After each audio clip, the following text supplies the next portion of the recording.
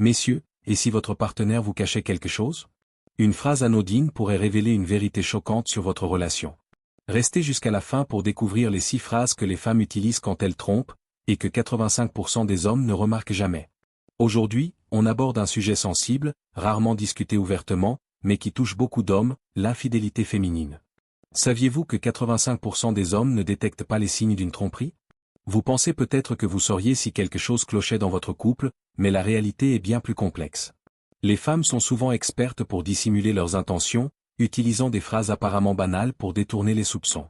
Dans cette vidéo, je vais vous révéler 6 phrases spécifiques que les femmes emploient fréquemment lorsqu'elles trompent leur partenaire. Ces mots, vous les avez peut-être déjà entendus sans y prêter attention. Ils semblent inoffensifs, mais ils cachent souvent une vérité bien plus profonde. Mon but? Vous donner les outils pour comprendre ce qui se passe vraiment dans votre relation, sans tomber dans la paranoïa. Ce que vous allez découvrir repose sur des années d'observation des comportements humains et des schémas récurrents dans les relations marquées par l'infidélité. Ces informations pourraient transformer votre façon de voir votre couple et vous aider à protéger ce qui compte pour vous. Alors, restez attentifs, prenez des notes, et préparez-vous à décrypter ces signaux subtils. Prêt à plonger dans le vif du sujet? Allons-y. Tu sais, Marc au boulot, il est tellement à l'écoute. Quand votre partenaire mentionne régulièrement une autre personne ou un collègue, un ami, un voisin, et qu'elle ne tarit pas d'éloges à son sujet, méfiez-vous. Des phrases comme Marc est tellement drôle ou il me comprend vraiment ne sont pas anodines. Elles signalent souvent une connexion émotionnelle naissante avec quelqu'un d'autre. Pourquoi c'est inquiétant? Parce que l'infidélité féminine commence rarement par une attirance physique. Elle naît d'une connexion émotionnelle, écoute, validation, attention. Si elle trouve chez un autre ce qu'elle ne ressent plus avec vous, c'est un drapeau rouge. Ne minimisez pas ces signaux. Si un non revient trop souvent, accompagné de compliments, il est temps d'avoir une conversation sérieuse. Ce n'est pas de la jalousie, c'est de la vigilance. Ne t'en fais pas, je sors juste avec des amis. Cette phrase semble inoffensive, non? C'est exactement pourquoi elle est si dangereuse. Ne t'inquiète pas, je vais juste voir des amis. Cette excuse est parfaite pour détourner l'attention. Mais quand ces sorties deviennent fréquentes, les horaires flous ou les explications vagues, c'est un signal d'alarme. Les femmes infidèles utilisent souvent cette phrase pour masquer des rencontres. Si vous remarquez des incohérences dans ces récits, si elle devient évasive ou défensive quand vous posez des questions, ouvrez les yeux. Une partenaire honnête n'a pas besoin de justifications floues ou changeantes. Soyez attentifs aux patterns. Plus elle répète cette phrase comme un refrain, plus il y a de chances qu'elle cache quelque chose. J'ai besoin d'un peu d'espace. Vouloir du temps pour soi est normal dans un couple sain. Mais quand cette demande d'espace surgit soudainement ou s'intensifie sans raison claire, c'est un signe préoccupant. Des phrases comme j'ai besoin de me retrouver ou laisse-moi un peu respirer peuvent masquer une intention bien plus calculée, créer des opportunités pour voir quelqu'un d'autre. Ce qui doit vous alerter, c'est le changement brutal. Si elle devient distante, émotionnellement ou physiquement, et que cette pause coïncide avec d'autres comportements suspects, sorties fréquentes, changements d'habitude, méfiez-vous. Cette demande d'espace peut être un moyen de s'éloigner de vous pour se rapprocher d'un autre. Ne laissez pas cette excuse vous endormir. Je travaille tard. Une excuse classique, crédible, et pourtant souvent utilisée pour couvrir une infidélité.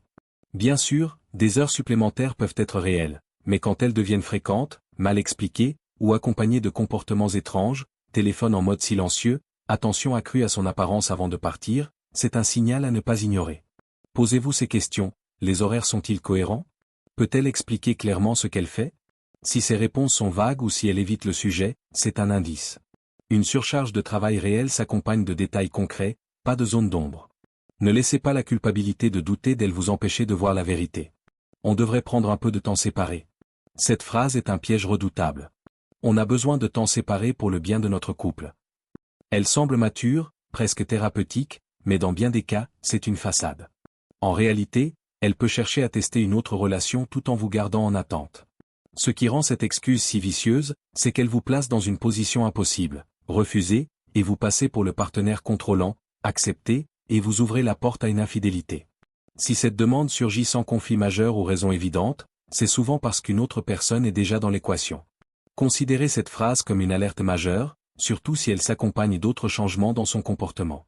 Je suis trop fatigué. Cette excuse est si courante qu'on y prête à peine attention. Mais quand elle devient systématique pour éviter l'intimité ou les moments à deux, c'est un signal clair. La fatigue sélective trop épuisée pour vous, mais pleine d'énergie pour des sorties ou des appels est révélatrice. Cette fatigue cache souvent un désinvestissement émotionnel. Son énergie, son attention, son désir sont dirigés ailleurs. Si elle est toujours trop fatiguée pour votre relation mais trouve du temps pour d'autres activités, il est temps de poser des questions. Ce n'est pas juste de la fatigue, c'est un symptôme d'une connexion rompue. Ces 6 phrases ont mentionné une autre personne, sortir avec des amis, demander de l'espace, travailler tard, vouloir du temps séparé, ou être juste fatigué sont des signaux subtils mais puissants. Elles ne prouvent pas forcément une infidélité, mais elles doivent vous pousser à être plus attentif. L'infidélité est un sujet complexe, et chaque relation est unique.